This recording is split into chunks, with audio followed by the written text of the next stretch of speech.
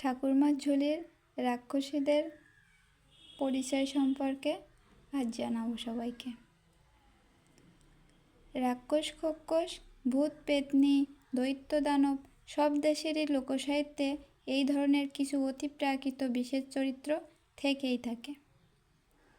রাক্ষস, রাক্ষসী, ভূত, পেতনি, দৈত্য, দানব ছাড়াও পরীদের এই বিশেষ শ্রেণীর অন্তর্ভুক্ত করা যেতে পারে। রাক্ষসীদের পরিচয়।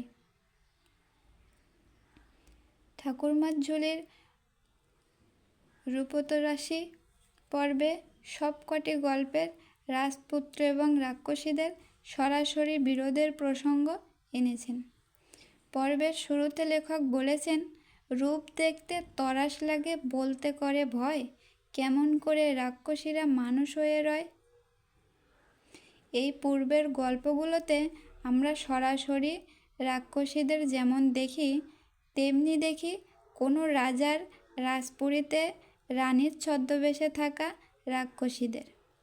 রাক্ষসীপুত্র অজিত এবং মানবীপুত্র কুসুমের যৌথ উদ্যোগে রাক্ষসী রানী অবজিতের মা রাক্ষসী রানীর রাজত্বের সকল রাক্ষসী মেরে ফেলল।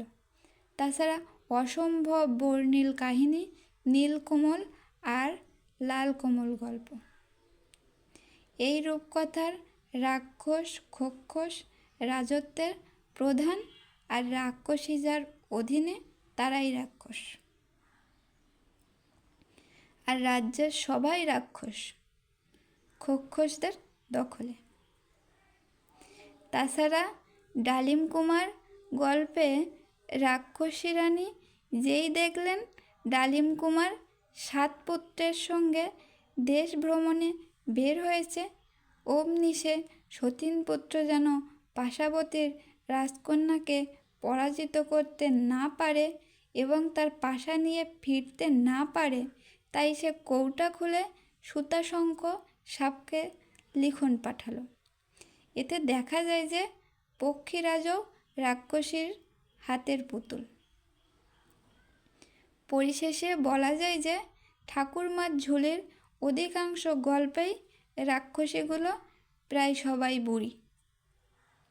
রাজ্যের প্রধান ক্ষমতার অধিকারী রাক্ষসীরা সবাই বুড়ি। মোট কথা 3 বুড়ির রাজ্য। ছোট কাঁথা সেলাইকারী 100 বছরের বুড়ি কিংবা জ্ঞানী নারী মাত্রই রাক্ষসী।